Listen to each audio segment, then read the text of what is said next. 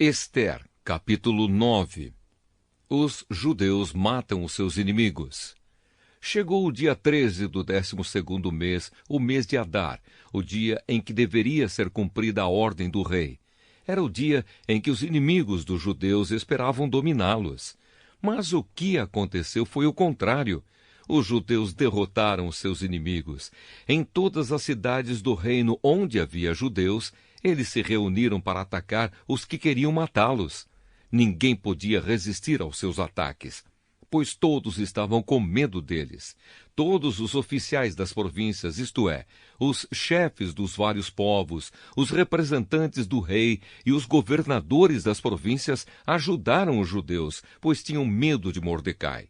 A fama dele se havia espalhado pelo reino inteiro e todos sabiam que ele tinha muita autoridade no governo.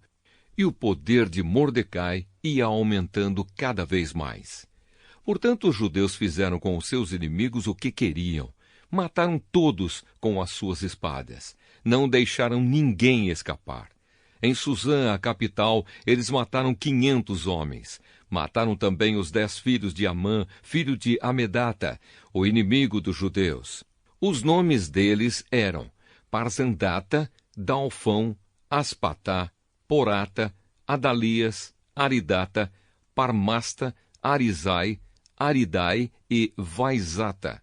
Mas os judeus não ficaram com os bens deles. Naquele mesmo dia, o rei foi informado de quantas pessoas haviam sido mortas em Suzã. Então disse a Ester: aqui em Suzã, os judeus mataram 500 homens e também os 10 filhos de Amã. E nas províncias, quantos eles terão matado? O que é que você quer agora? É só pedir. Se quiser mais alguma coisa, eu lhe darei. Ester respondeu: se for do agrado do rei, dê autorização aos judeus de Suzã para fazerem amanhã o mesmo que tinham ordem para fazer hoje. E peço também que os corpos dos 10 filhos de Amã sejam pendurados em forcas. O rei concordou e mandou ler a autorização em público em Suzã. E os corpos dos 10 filhos de Amã foram pendurados em forcas.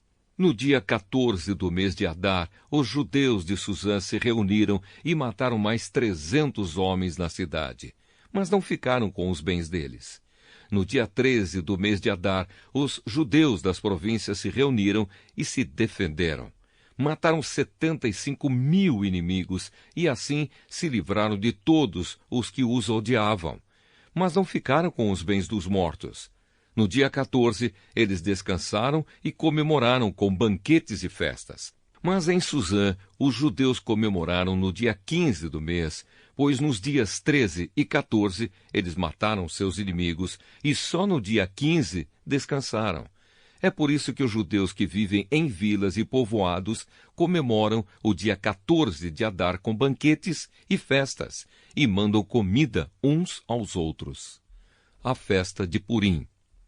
Mordecai escreveu tudo o que havia acontecido e mandou cartas a todos os judeus que moravam em todas as províncias do reino, tanto aos de perto como aos de longe. Nas cartas, ele ordenou que todos os anos eles comemorassem os dias 14 e 15 do mês de Adar, pois foi nestes dias que os judeus se livraram dos seus inimigos, e foi neste mês que a tristeza e o luto se transformaram em alegria e festa. Portanto, que dessem banquetes e festas, mandassem comida uns aos outros e distribuíssem presentes aos pobres. Assim os judeus, de acordo com o que Mordecai tinha escrito, começaram o costume de comemorar esses dias. Amã, filho de Amedata, descendente de Agag e inimigo dos judeus, tinha planejado acabar com eles e tinha mandado tirar a sorte. Chama-se isso de Purim, para resolver em que dia ia matá-los.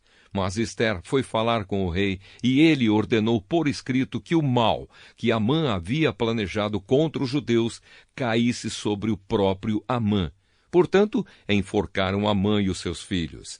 É por isso que esses dias feriados são chamados de Purim, que é o plural da palavra pur. Como resultado da carta de Mordecai e de tudo o que os judeus tinham visto e das coisas que aconteceram, eles resolveram que eles mesmos, os seus descendentes e os que se convertessem ao judaísmo, seguiriam o costume de comemorar todos os anos esses 2 dias, conforme Mordecai havia escrito.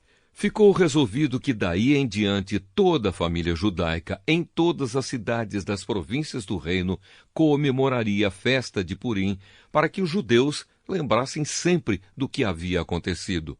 Nunca, em qualquer época, deixariam de comemorar essa festa. A rainha Ester, filha de Abiail, também escreveu uma carta junto com o judeu Mordecai, dando todo o seu apoio à carta que Mordecai já havia escrito a respeito da festa de Purim. Cópias da carta foram mandadas a todos os judeus das 127 províncias do reino, desejando-lhes paz e prosperidade e confirmando que a festa de Purim devia ser comemorada nos dias marcados. Assim como haviam marcado para si mesmos e para os seus descendentes dias de festas e de jejum, eles deveriam seguir essas ordens do judeu Mordecai e da rainha Ester. A ordem de Ester, confirmando as instruções para a comemoração de Purim, foi escrita num livro.